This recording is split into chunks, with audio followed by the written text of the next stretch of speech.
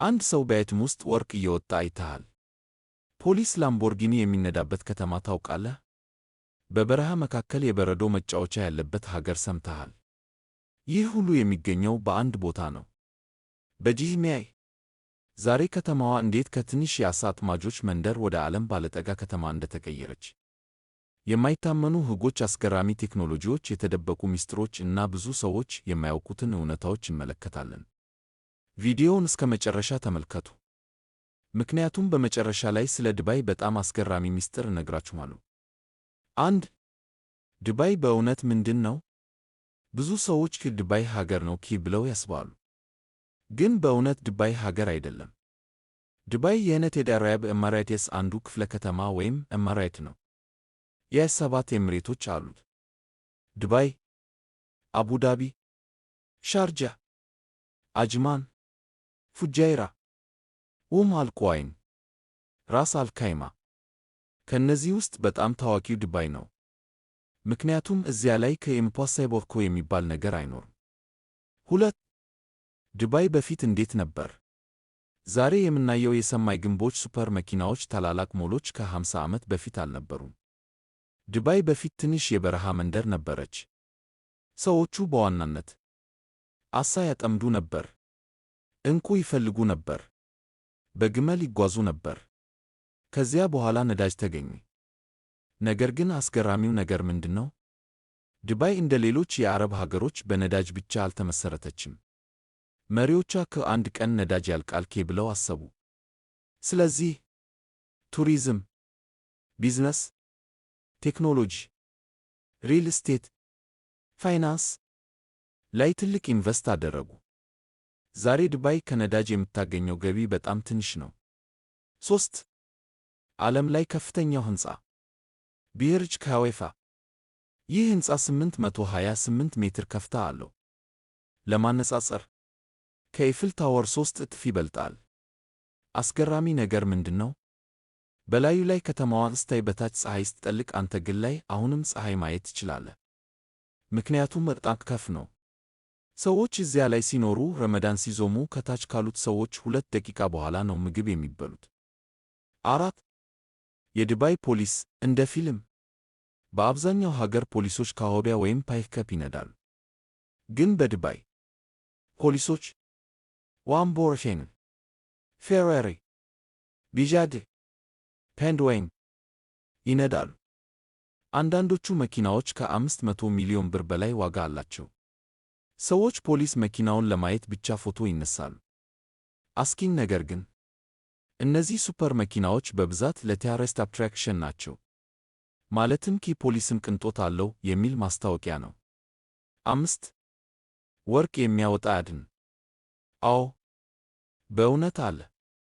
በዱባይ አንዳንድ አድን ውስጥ ገንዘብ ሳይሆን ወርቅ ይወጣል። እርስዎ ካርድ ያስገባሉ፣ ከዚያ 24 ገዋወድ ይወጣል። እኔ 10 ብር እንኳ አድን ውስጥ አልተወልኝም። 6.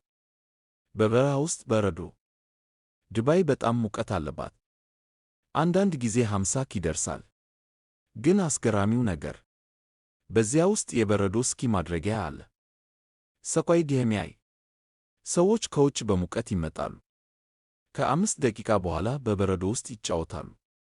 ዱባይ ለናድር እንኳ ኢምፖሲብል የሚል ነገር የለም። 7. የወደፊት ቴክኖሎጂ። ዱባይ ከፈዲር ከደንኩ ተብላ ትጠራለች፣ ምክንያቱም ብዙ ቴክኖሎጂዎች ከሌሎች ሀገሮች በፊት እዚያ ይሞከራሉ። ለምሳሌ ፎርቦርድ ፓዌስ፣ ፖይንግ ቲያቺ፣ አይሰፍሌስስ፣ ስማርት ፎርዋርድስ፣ ድሮይቨር ዌስ ሜድፍሮ። አንዳንድ ሆቴሎች ውስጥ ፎርቦርድ ምግብ ያመጣልሃል፣ እንደ ስካፌ ማሌህ ይመስላል። 8. ፖይንግ ቲያሲ የሰማይ ታክሲ። አዎ፣ ይህም እውነት ነው። ዱባይ ፍላይንግ ታክሲ እየሞከረች ነው፣ ማለትም በአየር የሚበር ታክሲ። ትራፊክ እጅግ ሲበዛ ሰዎች በሰማይ ይጓዛሉ። እኛ ግን ቢያጊያችሁ እንኳ ትራፊክ ውስጥ ተጣብቀን ነው። 9. በባህር ላይ የተሰራ ደሴት ፓልሙ ጂሜራ። ይህ ደሴት ከላይ ስታየው እንደ የዘንባባ ዛፍ ይመስላል። አስገራሚው ሰው ሰራሽ ነው፣ ማለትም ባህር ውስጥ አሸዋ ጨምረው ሰሩት። እዚያ ላይ ባለጠጎች ቤት ይገዛሉ። አንዳንዶቹ ቤቶች በቢሊዮን ብር ይሸጣሉ። 10 አስገራሚ ሕጎች። ዱባይ በጣም ንጹሕ እና የተደራጀ ከተማ ናት። ግን ሕጎቿ ጥብቅ ናቸው። ለምሳሌ መንገድ ላይ ቆሻሻ መጣል ክልክል። ሰውን መስደብ ክልክል። በፒሽማዋይክ መጮህ አይወዱም። አንዳንድ ጊዜ ሰው ሲያዩ ሜዲያ ላይ እንኳ ጥንቃቄ ያስፈልጋል። አንዳንድ ታውሪስት ይህን ስላላወቁ ችግር ውስጥ ይገባሉ። ስለዚህ ዱባይ ስትሄዱ ኮሬስፔክት በጣም አስፈላጊ ነው። 11 ራሱን የሚነዳ ሜትሮ። ዲኤምአይ ሜትሮ። የዱባይ ሜትሮ ሹፌር የለውም። በራሱ ይንቀሳቀሳል። አይ እና ኮምፓደር ሲስተም ይቆጣጠረዋል። በጣም ኩያን ነው እና ሰዎች ሕግ በጣም ያከብራሉ። 12 የዓለም ትልቁ ማኦ። ዲኤምአይ ማኦ። ይህ ማኦ ትንሽ ከተማ ያክል ነው። ውስጡ ያሉት አቱኔሪየም፣ ኤስፎይንግ፣ ካይነማ፣ ሺዎች ሱቆች፣ ዌቸረን ብራንድስ። አንዳንድ ሰዎች እዚያ ውስጥ ይጠፋሉ። የኦርደር ማፕ እንኳ ያስፈልጋል። 13 የባህል ክፍል። ምንም እንኳ ዱባይ ሞደርን ብትሆን ባህላቸውን አልረሱም። ግመል ውድድር፣ የአረብ ምግቦች፣ ባህላዊ ልብስ፣ ቡና፣ የበረሃ ጉዞ። እነዚህ አሁንም በጣም ታዋቂ ናቸው። 14 የግመል ፎርሞድ ጃኬል። ከዚህ በፊት ሕፃናት ካሜል ሬስ ላይ ይሳተፉ ነበር። አሁን ግን ፎርቦርድ ጃኬን ይጠቀማሉ። ትንሽ ፎርቦርድ በግመል ላይ ይቀመጣል። ሰዎች ከመኪና ውስጥ ፌሞድ ኮንትሮል ያደርጉታል። ግመሉም ያይ ዘመን ገብቷል። 15 ባለጠጎች ከተማ።